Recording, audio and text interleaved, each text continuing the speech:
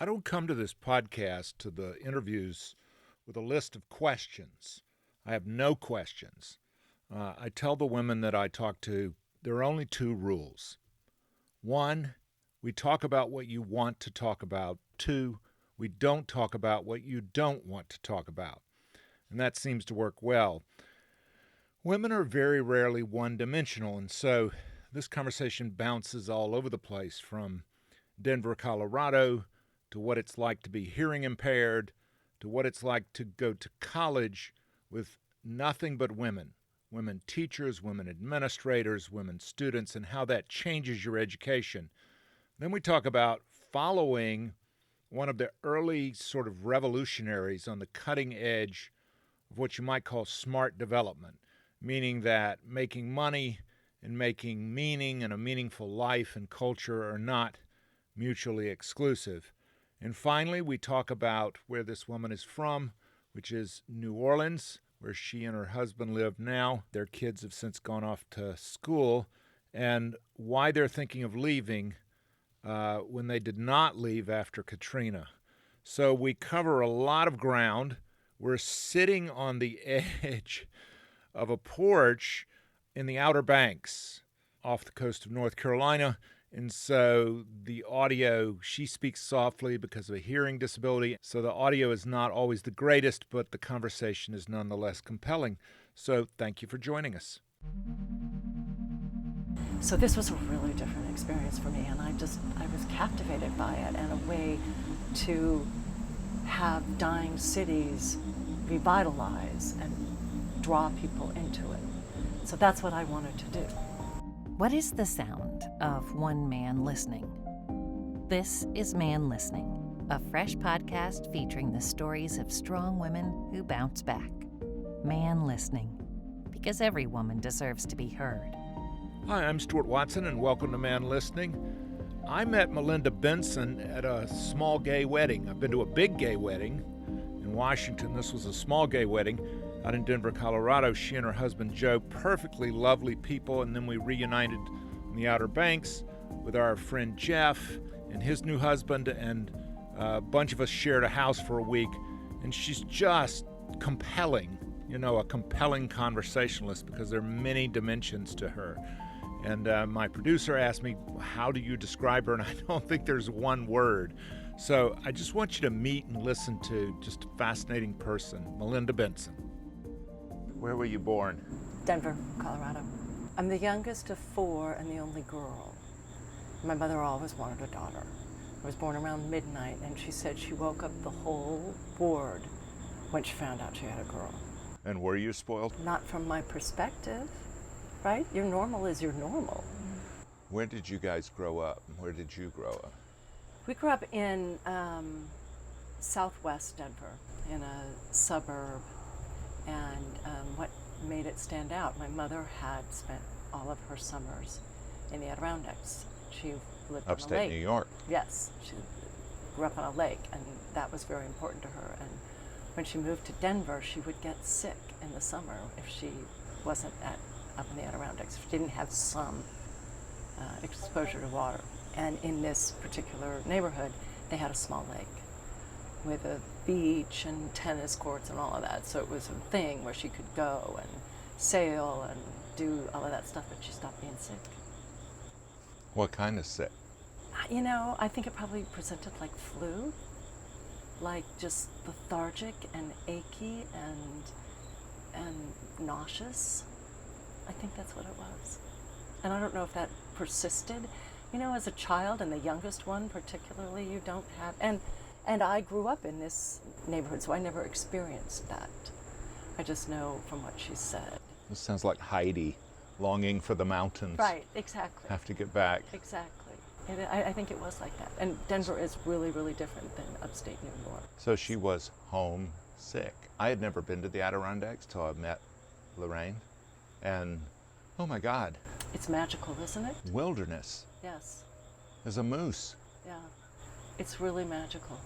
We used to see deer just in, around the house, but bears wandering, and it's magical. I mean, I understand why Mom felt that way. We didn't spend as much time there, but she was there from before Memorial Day until a little after Labor Day, every year of her childhood. I think there's a human longing for genuine wilderness, a place where you can go and see no one else. And those places are becoming kind of hard. Rarer and rarer. Yes. I think there's a longing for that. It's very calming and sort of anchoring, I think. Now, forgive me that this is rude, but you wear hearing aids? Yes, I do. Did that happen at birth? It's genetic. Really? Yeah, all the women on my father's side. All of them? My daughter, my niece, my aunt. What do you call it? Is there a name for the? What I tell my daughter is it's your inheritance. Was she pissed? My daughter looked. She thought she had some other thoughts about inheritance. My daughter, when she'll point to her acne and she'll go, "Thanks, Dad." I'm like, "You're welcome. You got a lot of other stuff too. Went along with it. It was a package deal. Came with the package." You know. Right. Yeah. No, it's a genetic thing. So when I was less than 12, they were recommending that I get hearing aids, which I didn't. I didn't have hearing aids until I was in my 30s, and I didn't wear them all the time. And then I stepped up because my daughter, when she was 5, I had her tested because I knew to look for it. And at 5, they suggested that she have hearing aids. And so I didn't realize how much I was missing, and it wasn't nearly as bad as it is now, my hearing. And I wanted to model that for her because I knew what she would be facing. So it's progressive? Yeah. And do you know from other women, does it become complete? Does it ever become? No. It does I mean, never. it's the only one that I know. My grandmother could still hear the last time that I saw her, and my aunt could still hear, but dramatically reduced. It's a struggle. It's a real struggle. Do you think it affected your grades when you did not have? I always would sit close to the front. I always liked the teachers, so that wasn't a problem for me. I liked that, and I would work hard. I don't think so. No, I don't think grades. Well, but it impacts just interactions in general. Like one-on-one, it's probably not so hard when I can see you and I can read your lips. But in an environment where there are lots of people and there's any background noise, I'm going to miss more than 50%, even with hearing aids. That's annoying. Like if you go to a cocktail party, dinner party, whatever, like socialization. It's hard. It's hard. How were you able to counsel your daughter about navigating that? I tell everybody that I'm hard of hearing or I'm deaf. I mean, I try and make light of it, but I try and announce it so that accommodations are made, which as a child I was embarrassed by. It felt to me like it was something to be hidden, and I didn't want my daughter to have that experience, and that's not the way she is. She is quick to acknowledge and announce, and it just makes it easier, I've found, but it took me a long time to learn that. And since the loss is on my father's side, my mom didn't understand that, and my dad didn't understand that because he didn't have that. So that was something that I felt like I could give to her for something she was going to deal with forever. What's an example or a story of missed cues or like a misunderstanding because you're not getting the full? Oh, there are a zillion. So the conversation at dinner, and 4 of us, something will be said, I totally misinterpret it, and I have a response that causes wild laughter because it's so off of what I was. I can't give you a specific at this moment. I do remember having coffee with a friend, and my daughter was there, and my friend's daughter was there, and my friend said something, and I said, did you just say that you snorted coke? And she said, I did not say that, no. I said, okay, it seemed out of character, but I just wanted to be sure. When I was younger, though, if it seemed like it was wrong, I would just be quiet. I would just stay quiet instead of highlight that I really didn't understand. And standardly, what I'll say is, like, if I don't understand you once, I'll ask you once, maybe twice, and then it's not important. And then you'll look at me and you say, but you didn't answer my question, you know. do you have a zebra? or whatever the question is. And so You anticipated my next question. You don't have a zebra. I do not have a zebra. And you're not snorting coke. No. Either. We're not. Neither of those things not have currently. I ever even, in fact.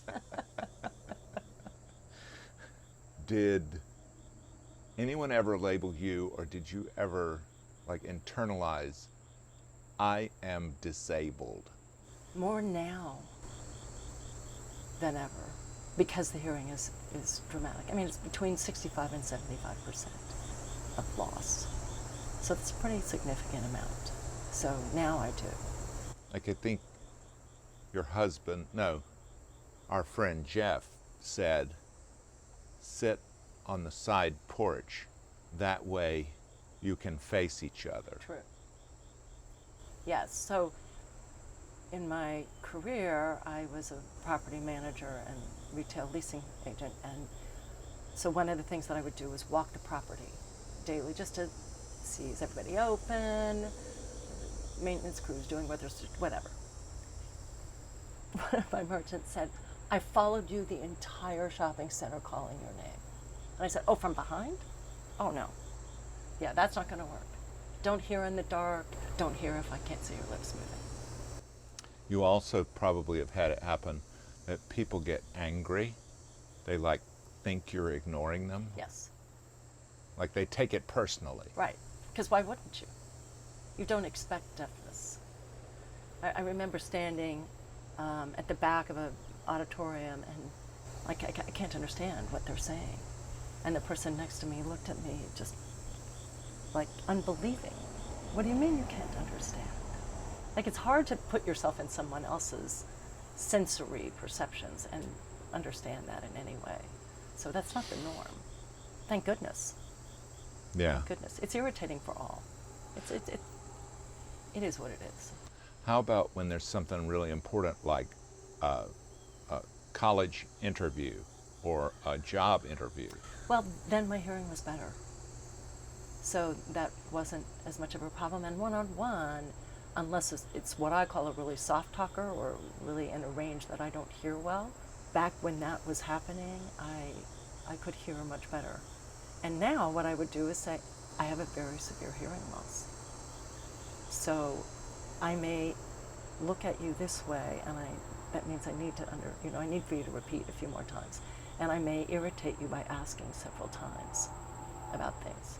But you're not shy. I mean, if you don't pick up on something, you're not going to pretend No. or try to fill in the gaps. Well, you do always try and fill in the gaps by either the tone of the conversation, body language, whatever. You definitely try and fill in a lot of the gaps. That's a big part. And not having hearing aids for so long, I compensated through those things. So I can read lips better than I probably would if I had had hearing aids earlier. I don't find that people they're surprised, and it's hard to remember. That's what I find more, is people forget that you don't hear well, and you just go on. But I don't find people get angry. It's just irritating. Yeah. Except for my kids. They become impatient and just say, never mind. Never mind, it's not important. I'm like, I want to know what you say. But your daughter shouldn't, I mean, she's probably more patient, right? Well, sort of, but her loss is much less than mine, and hopefully always will be, hopefully. But she was also a teenager at one point, so I was just irritating anyway. This was just another example of it. It's what do they call it? The attribution error, that it's always your fault. You're always looking to blame someone. Of course it is. It's really funny. We become impatient and blame people for their disability, because you're getting in my way.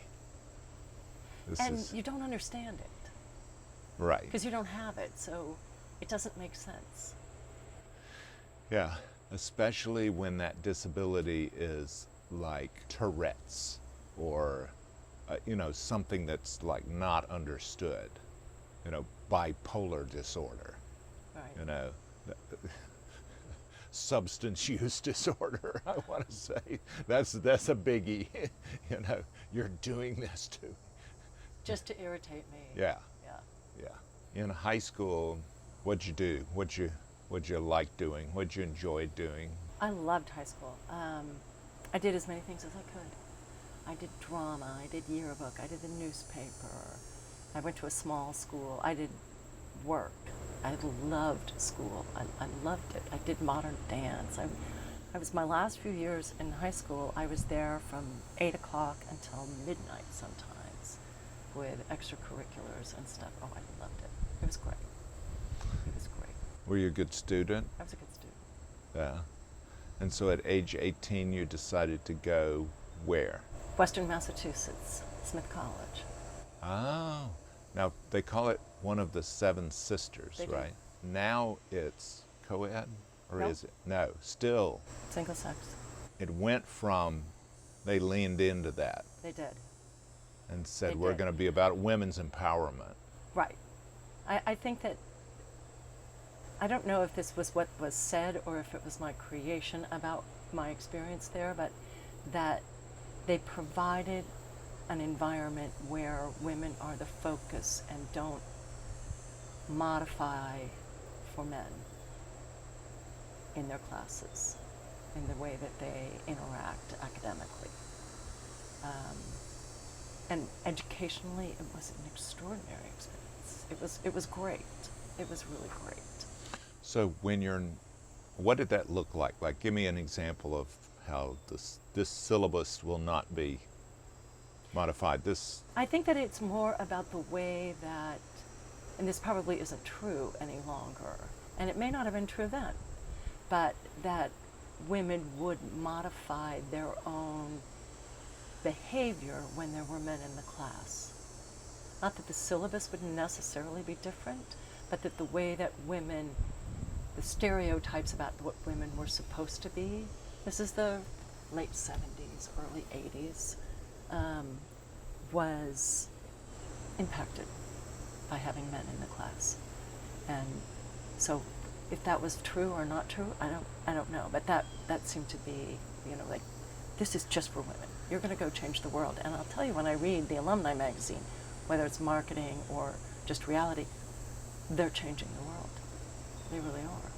What's the first thing you noticed? There were boys in high school, right, in your Yes. classes? Yeah. So what's first thing you noticed when you got to Smith about the way class discussion proceeds in terms of who gets to speak or ask a question? Well, I think that in reality, everyone's character comes out as it, there are those who speak because they just are inclined to do that. There are those who are quieter because they're inclined to do that anyway.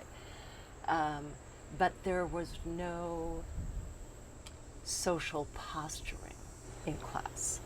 What does that look like? I mean, what does that mean? Like, There's no flirting. There's no dressing for anybody there. There's no ceding the floor to an ego that you perceive to need that attention, to endear yourself to that ego, right? Does that make sense? it does, but I'm curious. Women have egos. Yes. There are women. Yes. So a woman with a big ego, how does it manifest differently than a man with a big ego? Probably not any differently, but I'm not going to cede, I'm using myself as an example, and I don't have a memory specifically of this, but I'm not going to cede to a female the same way that I might to a man that I thought was attractive, because women are supposed to be polite, right? Women are supposed to be nice. All of those stereotypes don't necessarily apply in the same way in an all-female environment. But what did I think when I first walked in? So when I looked at colleges, it was in the summer. And so when I went to Smith, one, it's gorgeous. And it was in impeccable condition. And I thought, the people that go here must love it because they take good care of it. So this is a 17 or 18-year-old perspective of what things are without knowing about the term endowment. And that there's a financial structure that supports it to look like that. But I really interpret it like they must love it here without actually seeing them. So when I showed up and I'm in my first class and I'm looking around and I'm like, it's all girls. It's all girls. Everywhere it's girls. There was a disconnect between the intellectual, like it's all women, and once I got there, it's like, but wait, it's all women. It's all women. That was surprising. And you sound like, funny? and that's a great thing. I had to laugh at myself because it was surprising. And I'm like, why is it surprising? You knew that it was all women. But it was a different thing to experience than it was to have the idea it's all women. When you're in an environment in which you can just be who you are, you all of a sudden realize how much energy it takes to be in an environment where you have to play a role, where you have to be something. Like, it's exhausting to It have is. to. Well, but don't you think all of growing up is really like putting on costumes and then Trying it figuring on. out which one fits? Yeah. So that's just part of the process of that. And so Smith, what it didn't offer was the social costume try-on. That part didn't exist in a organic way. You know, Friday afternoon, busloads of men would show up for the weekend. Maybe they had a place to stay, maybe they didn't. Maybe they were just hopeful. You know, so that's very artificial. So in that way, it was not a great experience. Academically, it was a great experience. There's also this phenomena I've got to ask you. I know it's a cliche. Gay for the stay, lesbian until graduation. Did you witness this phenomena? I didn't. And I think there's a defensiveness, at least when I was there, about that perception, because we say lesbian population at Smith is the same as it is in the general population. Yeah. And I just have They to could be shrug more my out. They shoulders. could be more out. They could be more out. They could be more out. Yeah. So I don't have a sense of it being more or less, I guess, but it had to be more because it was still relatively early in my life, and our society was entirely different at that point. So it wasn't an issue at Smith, I guess, and in that way that would be different. Late 70s was certainly, was after Roe v. Wade, it was after the publication of The Feminine Mystique, Right. but it had been less than 10 years. And it was after Gloria Steinem, and A Smithy, really, yes. I'd love to talk to her. Put me in touch. I remember she was at one of the reunions, and her classmates, you know, she was being asked, how was that? How was it to go back? Now you're really famous and everything. How were your classmates about all that? And she said, mostly they were just jealous that I'm thin. That's funny. What spoke to you? What class lit you up? History. What kind of history? I was an art history major. The reason that I was an art history major, so when I was looking at colleges, I went to Boston, and I experienced Faneuil Hall, which was pretty new then, relatively, and I was blown away. And I decided I'm working for that company when I graduate. So everything was geared towards working for the Rouse Company. Well, when you say you experienced Faneuil Hall, I went to Faneuil Hall, and it was different than any retail experience I'd ever had in an urban environment. You're familiar. Okay, so Faneuil Hall. only vaguely. Okay, so Faneuil Hall is a collection. It's ancient buildings, you know, United States timeline-wise, that had been renovated and refurbished for retail and restaurant use, right downtown near the harbor.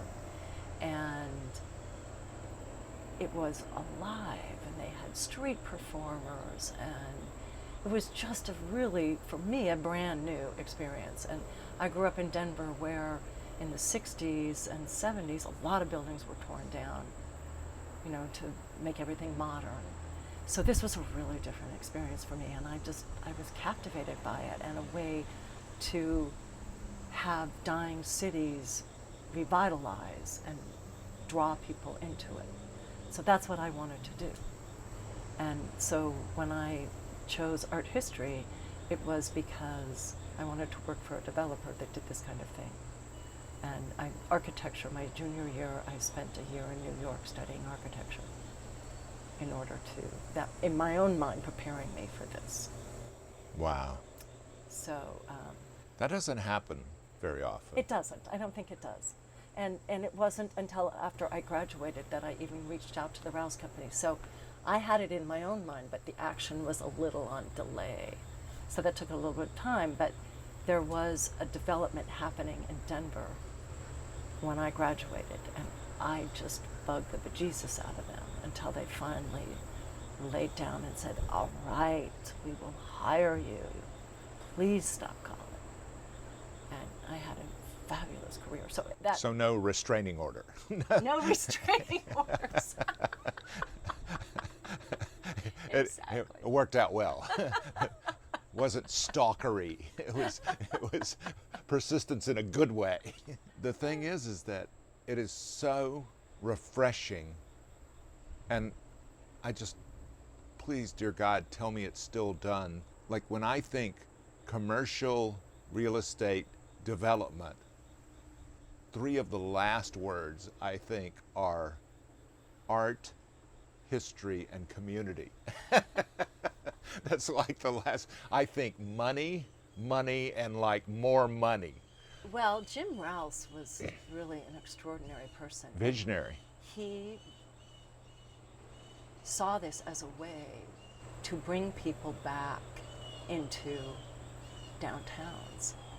And the money wasn't what drove him. It was creating community that drove him. So probably that isn't a standard experience when you talk about development, but that certainly was my experience at the Rouse Company and in watching the work that he did. And he was gone by the time that I got there.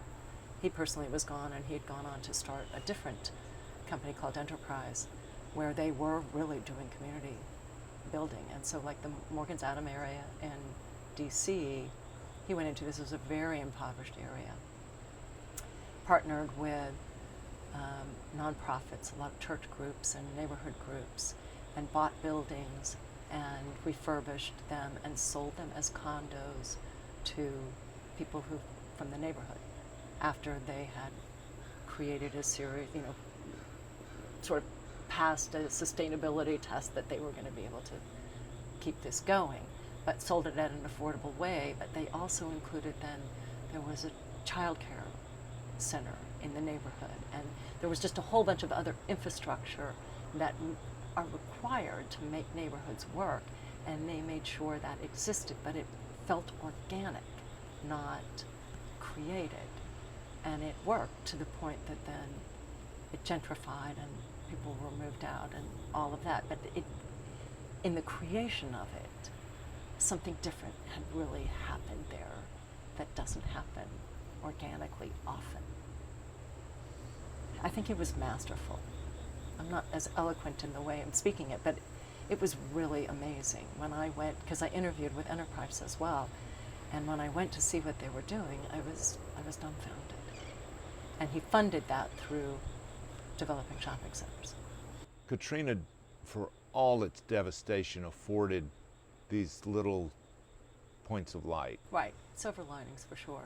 It changed New Orleans in a lot of ways, and it brought thousands of young people to New Orleans to help with the rebuild, relocating there. That was fabulous.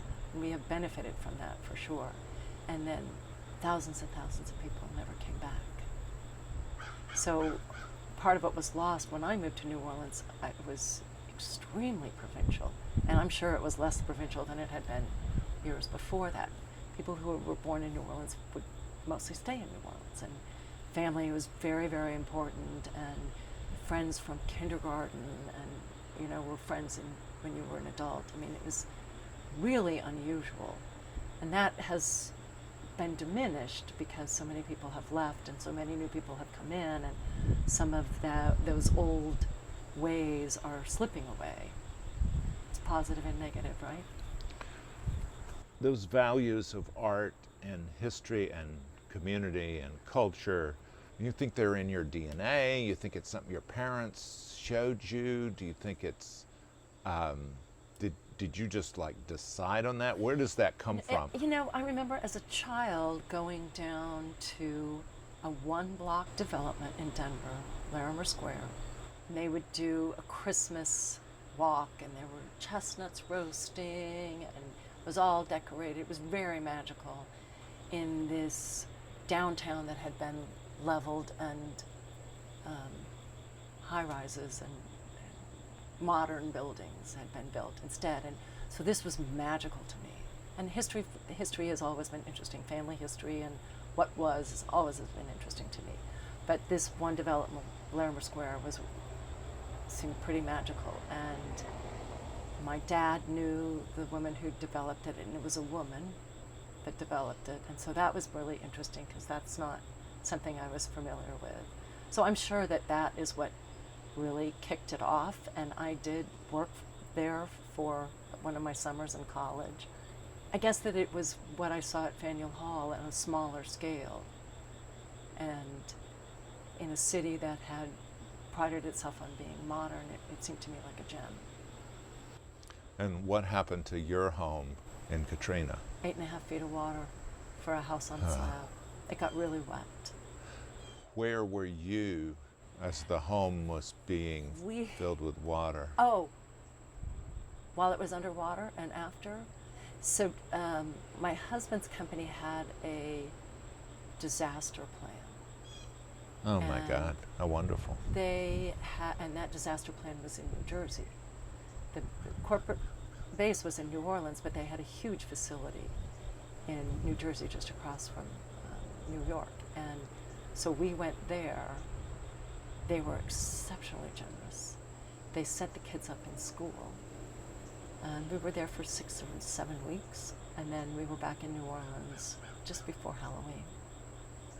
And we found an apartment, and it was phenomenal, right on St. Charles Avenue. I mean, we had, with the exception of losing the house, we had an unrealistically positive experience through Katrina, as opposed to so many. Does your daughter remember that? Just a little bit. She was 5, so she'd started kindergarten 2 weeks before the storm hit.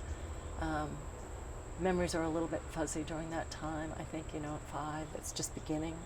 So she remembers some of it, but I think she remembers it more by the stories that we tell than some of the reality. It was a hard time for her in reality, in watching. There was a lot of sadness, it's a lot of loss of the things that she had found comfort in before in her own space. I don't get a sense that she had a great memory of it. She doesn't have much memory of the house that we lived in before, for instance. And my son, who's 2.5 years younger, has no real memory of it. He has the memories of whatever his imagination has created based on the stories that we share.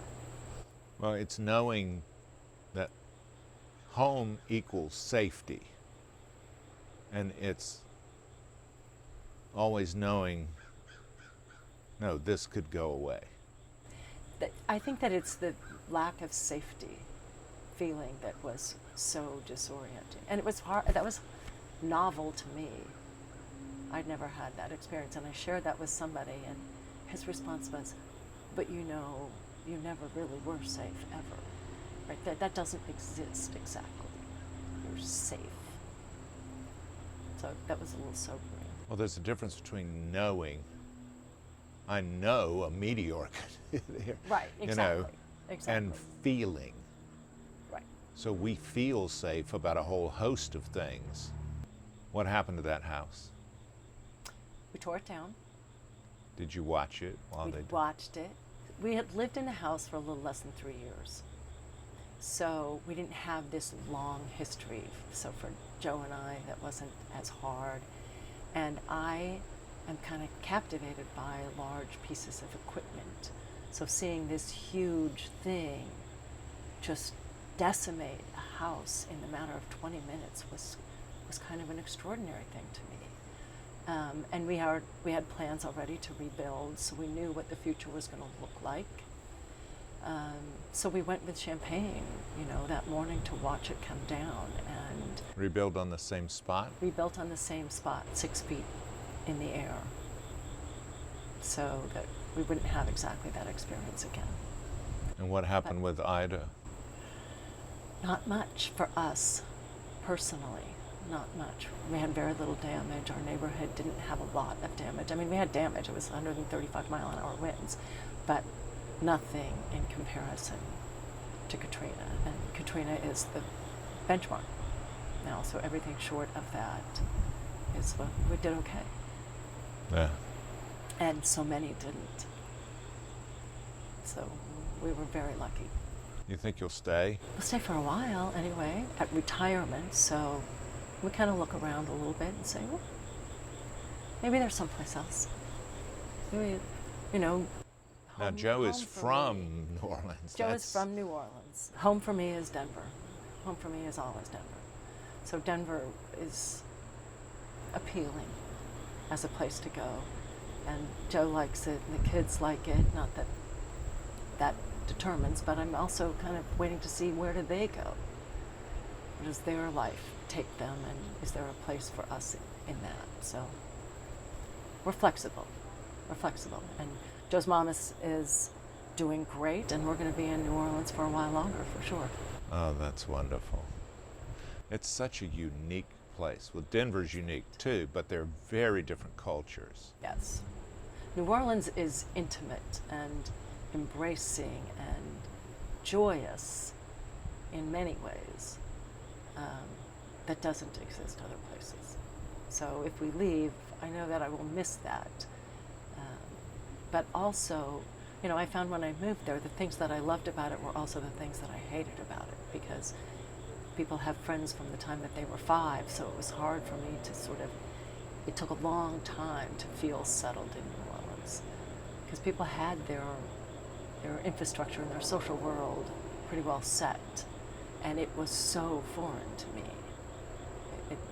That took a while too. And the provinciality of, New Orleans was the center of the world, and why would you ever go anywhere else? I found bewildering.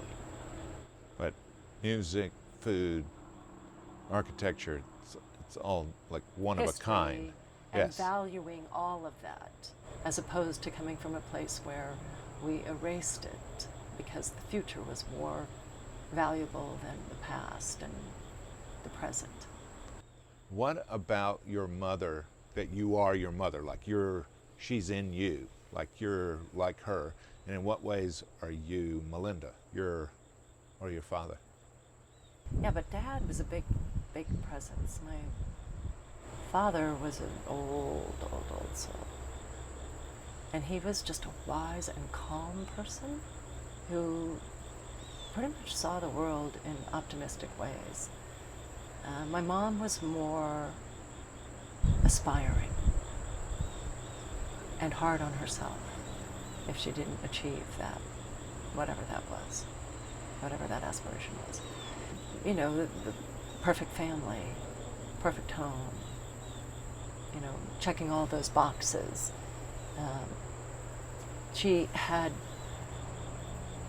Her family history had been wealthy. Her personal family was not. My grandfather died when my mom was really, really young. So I used to say she grew up with the worst room in the best hotel. The one next to the elevator and the ice machine, and the linens didn't get changed as much, and so I think that there was always this sense of not being quite enough. Where did their money come from? Was it hotels? No, I think that my great-great-grandfather was a printer, and he printed catalogs, big catalogs, like Sears catalogs. Oh, okay. So I think that was where the money came from. Wow. Yeah.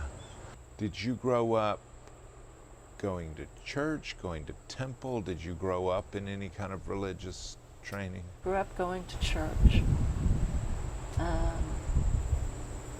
Never fully embracing. It was more a social construct that we needed to do on Sunday. It was really important to my mom. So we did it. And as soon as I could stop doing it, I stopped doing it. Where did your values come from, do you think? From getting an education and like seeing the world, from seeing your parents? I remember Mom telling us point blank, the most important thing to me about you all is that you are responsible, that you take responsibility for your actions, that you know that you are responsible for what you do. So that one for sure. My father's was all about honesty. And like in Denver, during droughts, you couldn't water your lawn just any time, and then have odd and even days when you could water your lawn. And in the neighborhood that I grew up in, your lawn was an important component to the evaluation by the neighbors. My father would never water on his not watering day. Other neighbors, you'd hear their sprinkler system go on at 2 a.m. and to get around so Dad was like, he would never. And he also, I remember him saying, I would really like to try marijuana. I wish it was legal. I'm really curious what it feels like. He didn't live to see. He didn't live to see it. There were very clear standards of character in our family, and our parents modeled it. So it just became expected. I remember a friend coming over one day and she said, there is always money out at your house. There's money sitting on the table and nobody touches it. I said, well, that's not for me. That's either, maybe Dad left that for Mom to cover something, or that's for one of the boys that are going to do, that's not mine. So, and that was puzzling to the friend, and I was puzzled that they were puzzled. So I guess whatever your norm is, and I think the modeling for me was a big part of that. If we get struck by lightning, yes, and the only thing that survives is this little piece of audio, what is your legacy? These are tough questions. That's your job. I would hope that it's character. What I hope that my children have, that I have influenced, is integrity, compassion, being able to put yourself into somebody else's perspective, try on that for a while, to be more human, to recognize that you have a responsibility to the community, and try and make the world better. Those are all attempts, they're not achievements, but that's what I would hope. Value your time. This has been such a privilege. I wish we could talk I could talk to you about a lot of these different things on and on, but thank you for your time, Melinda. Thank you.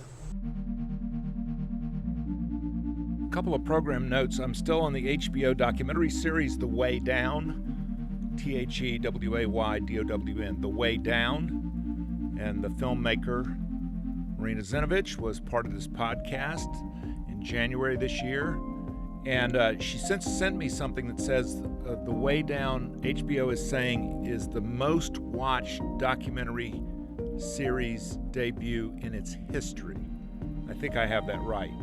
And people in Nashville and around the country are commenting about it. I'm going to be on Sherry Lynch on the Bob and Sherry Oddcast on their podcast on Monday, and I love talking to her, and Sherry Lynch has been a part of this podcast, so you may want to check those couple of things out. Plus, next week, we're going to be going over to Maryville, which some people call Maryville, Tennessee, to talk to a fellow adoptee, Jamie Weiss. And then the week after that, talking to a friend of mine in Weaverville, North Carolina, outside Asheville, Sarah Frisbee. So lots of great things coming up. Thanks for listening. Man Listening is a production of Unmediated LLC in cooperation with the Queen City Podcast Network and Balto Creative Media. Allison Andrews at Andrews Creative and Rachel Clapp Miller are developmental producers.